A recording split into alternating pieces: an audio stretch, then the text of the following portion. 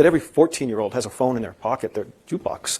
So, think about live music. Music in general for 50 years was a North American, Western Europe business. That was it. Record labels, promoters, that's where traditional gatekeepers lived. You got a record deal, you got racked at HMV, you played MTV, and you made money in Western Europe and America. That's all you did.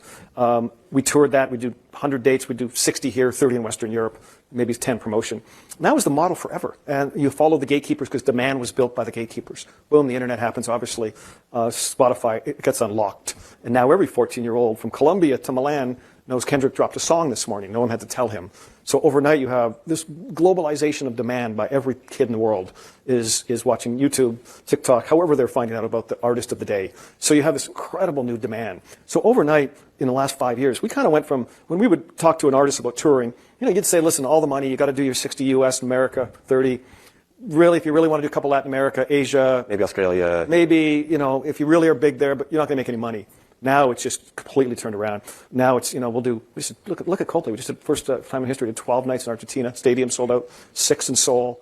Just sold 3 in India, fastest ever in sale there.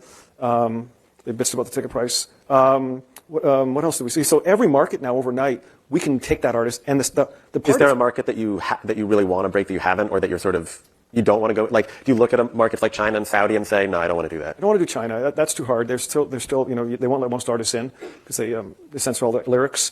So not a good business. But we think Africa is going to be a big business. South Africa and main Africa. I mean, this India. We just sold out Lollapalooza in India for the first time in history. Festival, 3 Coldplay stadiums in a second. And the part that's interesting is it's almost the same prices. So it used to be you maybe could play those markets, but you had to charge a lot less. Now those stadiums are getting pretty much the same grosses as Detroit. So now, from Asia, Latin America, Middle East, it's demand is there from the consumer, pricing is there. A lot of infrastructure is not there, which we talk about building, because most of those countries all have soccer stadiums. They don't have an NBA, NHL team, so they probably don't have arenas and they don't have many great venues. But that's coming. Is that one of the reasons? And correct me if I'm wrong. It seems like you guys are investing a lot more in venues and real estate than you used to be, right? You were sort of you were always a third-party business. You partnered with venues, but you didn't own them. But I've heard you talking a lot more about it. Is that one of the reasons why, or why are you doing that? Yeah. Our business model has always been, this model I talk about. We'll do 40,000 shows a year. We'll spend about $14 billion at midnight paying that artist. As I said, that's kind of the content wheel. But then you have to have, you have to monetize it otherwise. So if we own the Wiltern down the street. If you own the Wiltern and you're doing the food and the beverage and the sponsorship, you're going to have a better return. Right. We did Moody Arena in Austin, was our first arena. And outside of America, there's lots of white space for arenas. Now, speaking of sort of owned venues, you do a lot of business with the Sphere. You do not own the Sphere. That's not your problem. What are your impressions of it? Do you think Nolan will ever make his money back? I think listen. I think I give him full credit for the innovation. In venues in general, there's a slight change going on. It's not going to be dramatic, but musicians played in sports venues, right? We were the tail on the dog. If you're a billionaire that owns an arena or a stadium, your team is your baby, and then the artists and the shows were the cream on your business. Now that show is important, right? And your fan may be sick of going to 40 games, but man, they want to see Taylor Swift and Beyonce and all that. So the artists have become the league. So it has started like in Moody's in Austin. I mean, we built an arena without a sports team, and it's on fire, right? So there's that idea that venues that are just about music that will happen more and more. Forum here. Forum when Irving and that started it. So he took a big swing. It's innovative as hell. I'm sure he'll, the cost versus the revenue part he'll figure out over time. But no, I give him full credit. Artists love the idea of it. I've been there many times now. Artists ask us about it. I don't know if the business model is replicable. I don't know if it works. Yeah. Vegas is a unicorn of life. Do you have a favorite of the Sphere shows that you've seen? Or am I asking you to choose between your children? Am I right? I mean, we're pretty deep in the Bono and U2 world. So that was I only give us that because we didn't know when we signed up for that. That was fully Bono. I tried to talk him out of it. I was worried about it. He was determined to do it. And, why were you worried about it? Well, you remember there was, how many articles were being written, This is a disaster. Can I open? I remember I sat with Jim one night and he said to me, we're not sure if people are going to throw up, right? Because I said about Bono, he told me they may throw up. Like, what if 18,000 people and it shakes a little too much? And do we trust that he said, but I got a guy that's going to look at it. Like, a guy? I don't know. So we were worried. I was worried. Just like, listen, as I said to Bono, my job isn't to figure out what can go right; it's what can go wrong. Yeah. Bono's a force of nature. He said, "Let's go for it," and we sat there opening night, and it was fabulous. Made it work. Yeah. What do you think's a bigger business opportunity, Sphere or things like the Sphere or holograms? Wow, holograms. I haven't heard that for a bit. Well, I'm thinking the ABBA show. Yeah, and it's a fabulous success. We've dabbled in a bunch of it. We haven't been able to really scale any of it. I don't think that's a big business. I think it's a unique model. There'll be some of those. Maybe there's one here or Vegas of ABBA. So that remember Van Gogh for a minute. So that whole I drove by. It's actually right by here. It's closed down right here. The guy came to see me, wanted to sell me the company for like crazy amount of money, and then he's bankrupt. So that I've dabbled and not been good. And the experiential business is tough. A lot of people, they have these moments where they think it can work. So that it's we used to be in the theater business. Theater's hard too. For every home run you get a lot of fails. So I don't know that business is a scalable business. I think you'll have some hits ongoing.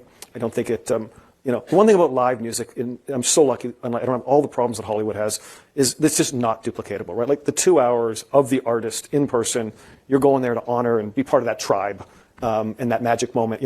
There's a big difference between that and a hologram or a screen. Right. Even the Sphere, the band's still there. It's still part of that community, right? Sometimes forget that they're there. But they're there. I know, but it doesn't, we have the YouTube movie playing there. It's not the same. Right. So the magic goosebumps that you get for 2 hours live from that experience, it's not, we've dabbled over years. You can stream it, you can, all the ways people think we can watch it at home, it just never translates. So live is unique. And that would be the argument, I guess, against also like the Roblox concerts or the different virtual in-game concerts. Yeah, I think I got 3 young boys. They live on gaming and they know it all, but I'm thrilled. One, they love music. So I love that. They're not because of me, regardless of me, as you know, for the kids. So they've got their iPod, their phones. They love music and they want to go to shows, right? So, not because of me. Like it was like I got to stand in the back, right? So, do they know that they can get into any show they want? We just, my boys are 14, 12, and 10. And they just sat me down and said, Dad, we want no money from you. We want nothing. We want to build our own life. So I was like, great. Really? Absolutely. I guess you did. Wait till they're 20. Yeah. So no, they're very anti-dad, right? So they want to, in terms of they want to do it on their own and go on their own, be with their buddies. They love, but my long-winded point was they love music as much as I did at 14. Even though they're in a virtual world all day and they live in that, I think it's still a very separate differences. They love when Travis Scott played on Fortnite. That's very different than Dad, take us to Travis Scott. Right. So I don't think that. I have to imagine that's come up though. What's that? Dad, take us to Travis Scott. It has or hasn't? You tell me. Absolutely. Yeah.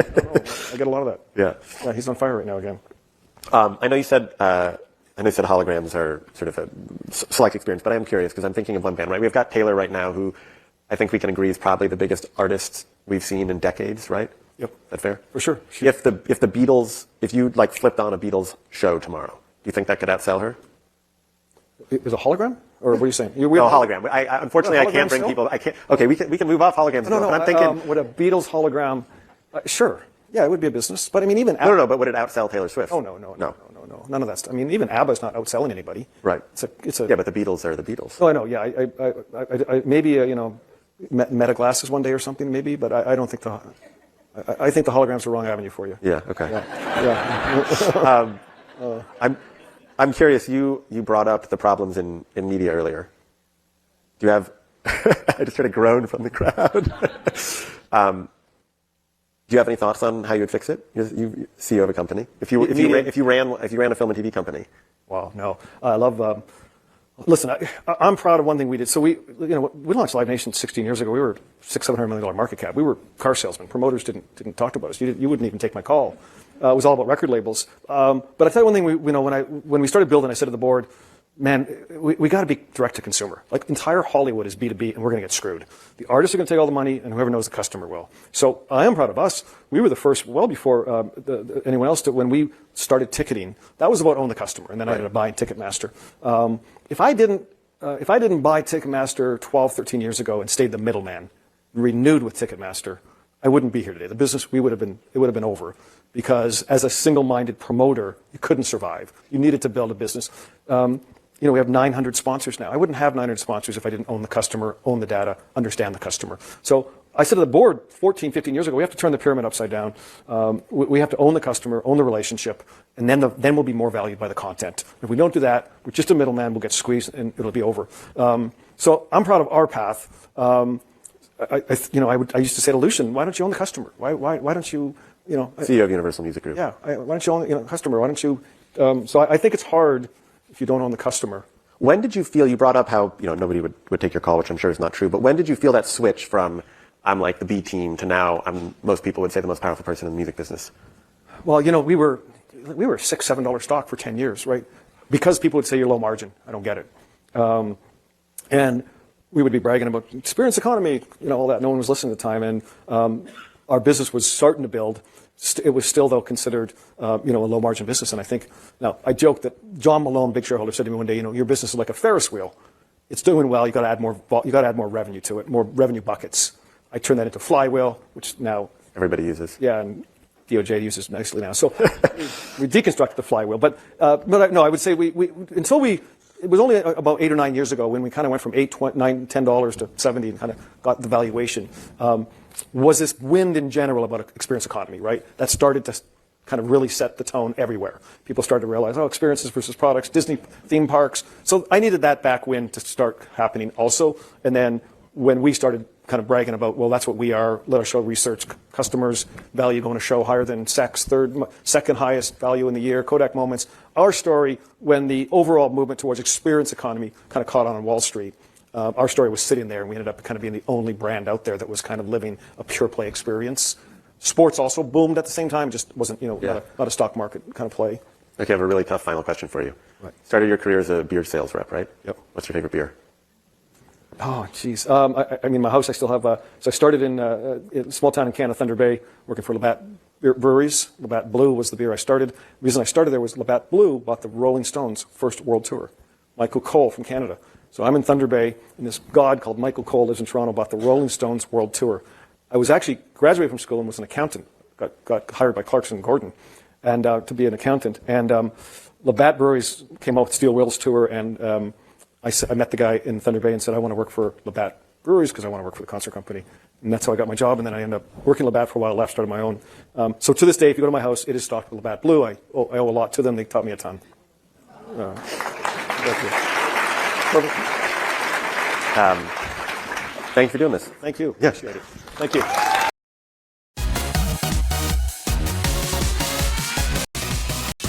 Music Festival. Wondered how you can profit from it. Something that may have occurred to you lately, given the summertime festival time is here. Then tonight I've got the answer for you. I'm talking about Live Nation, LYV. It's the largest and really only publicly traded live concert entertainment company, but it's much more than that. Live Nation is both a producer and a promoter of live music, not to mention the fact that they also own 158 venues, in 6 countries, including the Fillmore, Hollywood Palladium. They run the PNC Center right here in New Jersey. Plus, thanks to a series of strategic acquisitions, the company now owns 4 of the top 5 music festivals in North America, like Lollapalooza, and a bunch of others that my kids regularly charge to my credit card. Now, back in 2009, Live Nation bought Ticketmaster for just $400 million in stock. So for those of you who hate paying their processing fees when you're buying tickets, now you know where that money's heading up to. Beyond that, Live Nation has a terrific artist management business. So they run venues, they run festivals, they manage many of the artists. And with Ticketmaster, they control the distribution of tickets for just about everything. Oh, and on top of everything else, they're also a content creator, streaming live concerts on Yahoo Live's national channel. And later this summer, Nation's launching its own television channel with Vice Media. Now, the stock hasn't done much of late, but the company's already outpacing their ticket sales target for the year. It's been a great one to own. But we'll hear more about what they have to say when they report August 10th. Let's take a closer look with Michael Rapino, the president and CEO of Live Nation Entertainment. You're going to love this. Learn more about the company and its prospects. Mr. Rapino, welcome to Mad Buddy. Perfect. How are you? Have a seat. Michael, I tell people that they're seeing things and doing things and they have no idea you own them or run them. And I want you to just explain to them because it's a complex business model that really is basically everything entertainment in this country. Right. We're on the live side of the business, so there's lots of conversations about the live recorded side of the business. Right. We're on live. So think of us as Disneyland for live. Our job is at the core to put that rock concert on. So we're now going to produce over 25,000 shows in 41 countries and been consolidating globally. From that show, we're going to make sure that you buy the ticket at Ticketmaster. We're going to charge and make money on the food and beverage at the venue. We're going to hopefully take that show, stream it on live on Yahoo or elsewhere, and drive advertising and digital from that. So a complete ecosystem around that live experience. In some ways, you're a roll-up of great festivals. Like the more festivals you buy, the more money you make. Yeah, I mean, our model at this point, because of our scale, we're the largest concert company in the world by far. So we can acquire these standalone businesses, bring them into our model, and through Ticketmaster, through our advertising model, turn them into a much more profitable business. Right now, our business, we have 66 festivals globally. As I said, we're in 41 countries. So we think the festival business is an incredible business. There's a boom going on in America, highest margin piece of our business. So you'll see us continue to monetize, and we'll opportunistically look for other acquisitions. Now, candidly, I met you through Mark Benioff at Salesforce, and you have an amazing customer relations business where you basically just start with people who go to the concert using social and mobile, and you get a lot more merchandise sold. Right. Our business model is double-sided. We're a B2B business, attracting the artists and the venue clients, and we're a B2C business. Ticketmaster is a top 5 commerce site in the world. One of the things when we took over Ticketmaster that was a huge opportunity is there was no data mining. They didn't know the customer. Right. So we've been on a real mission the last few years, and Mark Benioff and Salesforce and a lot of their tools are at the foundation, is can we understand those 450 million customers that bought at Ticketmaster? Can we get deeper around segmentation, and can we have a better relationship with them? We're at the beginning stages with Mark and the products, but we see great opportunity that the more engagement we have with that customer, that I should know you bought 4 tickets this year for your daughter, and that 1D is coming next month, and I should be ahead of the curve, and that's where we're going to get to soon with Mark. How about people's Facebook pages in Live Nation? What do you got? Yeah, I mean, part of our business is, this sounds like, the opposite of the label business, but technology has been the greatest boom to the live music business. On the core, the biggest reason our business we are so excited about is it's a global business. So I always use the example of Rihanna. 10 years ago, reality was we were bound to a US, North American, Europe model. Today, Rihanna has 100 million followers around the world, 60% outside of America. That means we can bring Rihanna to Colombia tomorrow and sell a stadium out. So thanks to the internet, YouTube, and all those other tools, the global engaged customer base has made this business even bigger. And I think people ought to know that a lot of people feel that all the intellectual property has been taken by the streaming services, but that doesn't mean artists don't get paid. You're actually the way that artists make money now, too. Yeah, live is probably, depending on the artist, is 90% of their revenue, even a young artist. So the artist goes on the road. It used to be you went on the road to sell records. Now you go on the road to make money, and the record is obviously the art and very important, but the road is probably going to pay your bills. And is there really anybody else competing with you right now? Not really, right? We have a large market share on a global basis. If people go to the website and you just go, it's everybody I've ever heard of. It's almost like everybody's involved with Live Nation. Listen, we're proud. We launched this company 10 years ago on the New York Stock Exchange. We were in about 3 countries. We did a few thousand shows. 10 years later, we're going to do almost 30,000 shows, 41 countries, third largest commerce site. Here's the good news for an investment strategy. We're probably still only 30% on a global basis because of these emerging markets exploding. As big as we are in America, Canada, and Europe, we have a whole bunch of runway left. There's every day these foreign countries want Rihanna, they want Jay-Z, they want U2 to come to their stadium. Guys, you want social, if you want mobile, if you want content, you got to look at this company. I was blown away by all the things they do. I want to thank Michael Rapino, who's the president and CEO of Live Nation Entertainment, LYV. You got to check it out. You won't believe it. Stay with Kramer. Booyah! Jim Kramer here from Mad Money. Thanks for watching CNBC on YouTube. Click here to subscribe and get the jump on my exclusives with CEOs, plus market news, investing advice, and a whole lot more.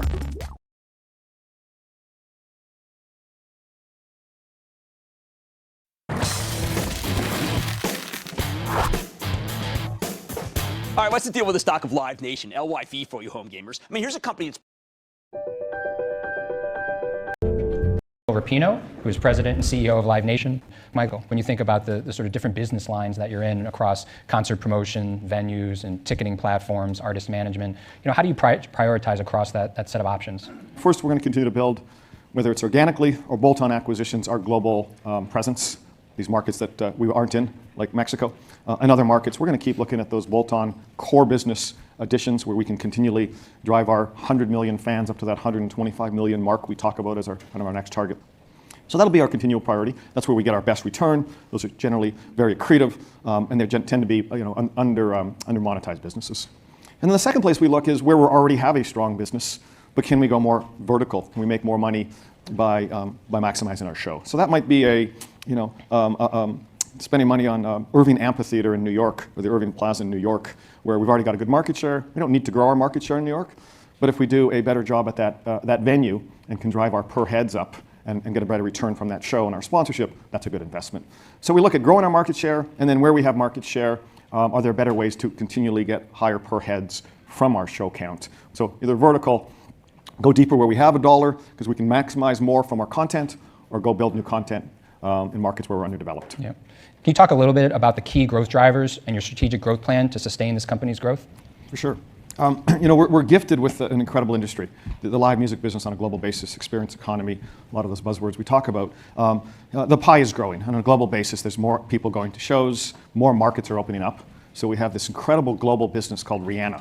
And the reality was Rihanna was only open to Western Europe, North America for most of the business. That's where records were sold, that's where MTV played, and that's really all we could do is tour England, Germany, and America. And that was the model for 50 years.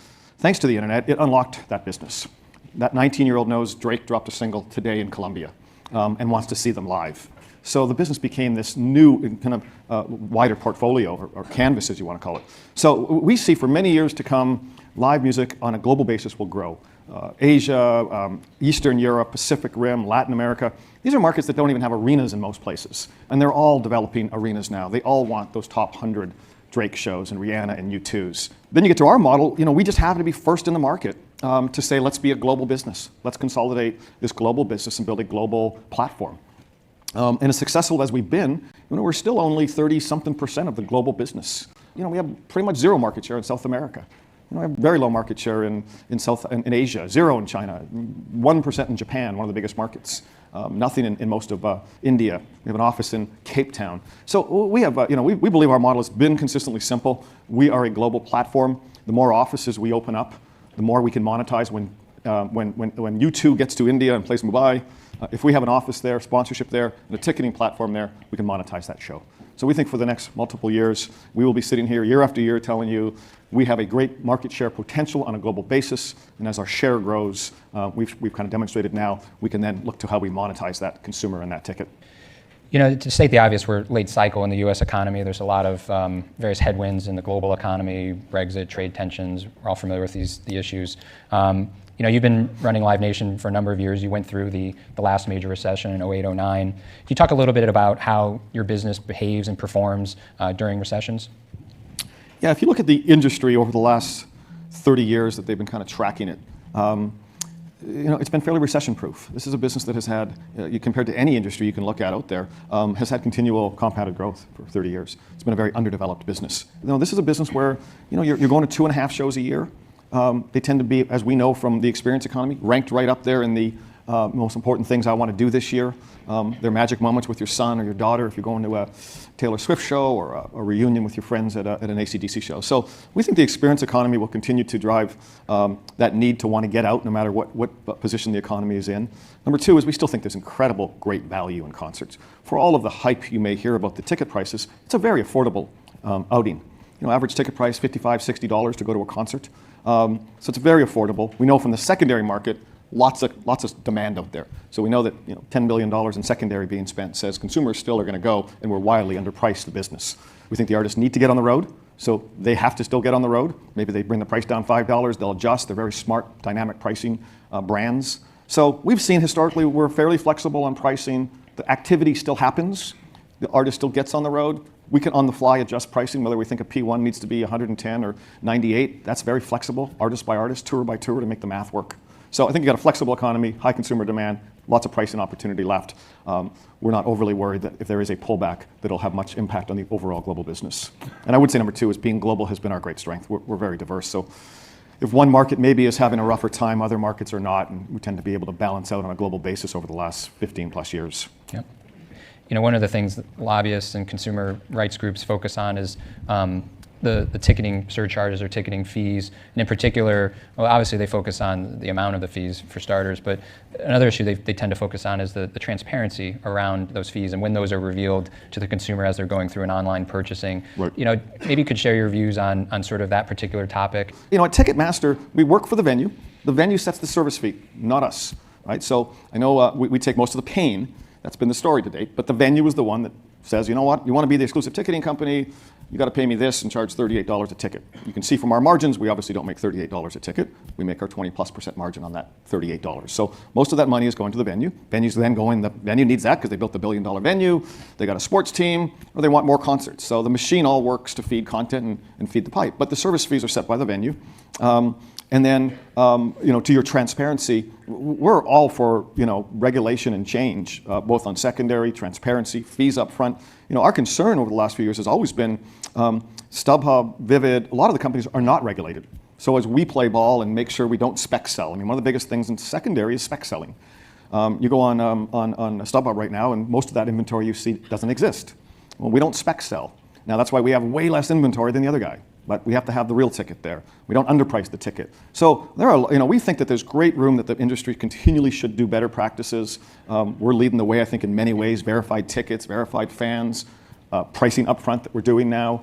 We think the business has to continually move forward, better practices. So I think you're going to see from 10 years ago, where most secondary happened on the street, nothing was transparent, to the digital ticket, the verified ticket, the secondary transparency. This is a business that will continue to advance forward on putting more on the screen, which is the key, and more transparency about the fees. Yeah. Let's talk about that in a little more detail. This has been a multi-year initiative for you guys, which is to get the tickets into the hands of real fans as opposed to ticket brokers, and to help better price the tickets and take out some of that price premium from the secondary and allow the artist to rightfully prosper. Can you give us a little bit of an update on some of those initiatives and speak to how demand is responding to some of these higher prices for some of these front of house tickets? Yeah, our goal is, if you're the sports team or the artist, we want you to monetize the show the best way you can.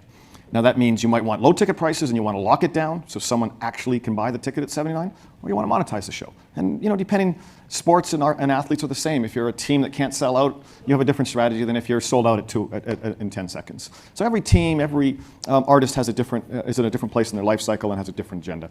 Our job is to say to that artist, that team, what best way for you to go to market? What's the best dynamic pricing? How should you price it on a Tuesday versus a Friday, a Philly versus a New York?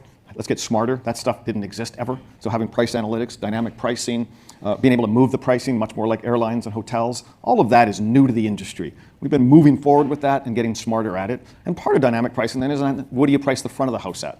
Let's not give it away. Let's control it and monetize it. You, the team, or you, the artist. So increase your P1, increase your VIP, increase your Platinum, increase your front of the house if there's room that still matches your brand need.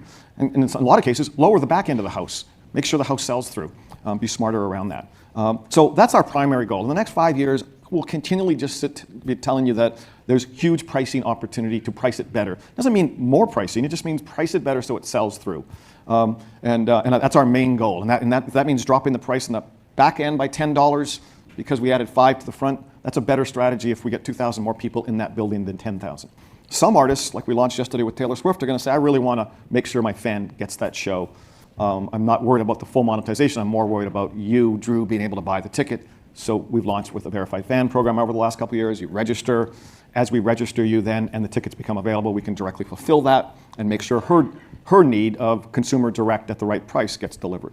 Digital ticketing will help us kind of advance that because the barcode is kind of the leaky, the hole in the bucket forever. As long as it's been a barcode, it means none of us have had control. The barcode could be PDF'd, scanned, changed, and freely moved. The on sales are happening earlier and earlier. Is that something? Why is that happening? Is it the artists are more receptive to it? Is it the consumer? Is it a little bit of both? Is it something you're driving? It's just because the business is gotten more crowded, right? So you used to be able to go on sale in a March for a summer tour. Now, if you're Green Day and you're going out in stadiums next year, you want to be early in the process so you can get the first dollar. And also, we know that every week you have to market that show, you have a better shot of wrapping more tickets. So I think that the competitive nature of the artists, more shows going up now, more festivals, it pushed back the entire on-sale system. And it was always long in Europe. It's only now in America with the festivals going up early that the tours want to get up early too. So, it's great for our business. The longer you go on sale, the better for us. Gives us more time to keep adjusting, keep selling through, more of the revenue in the door early, and then you can kind of adjust and make sure you finish the play and sell through those shows. So it's great for our business. Yeah. I want to thank Michael Rapino for being here. It was a great discussion. Thank you.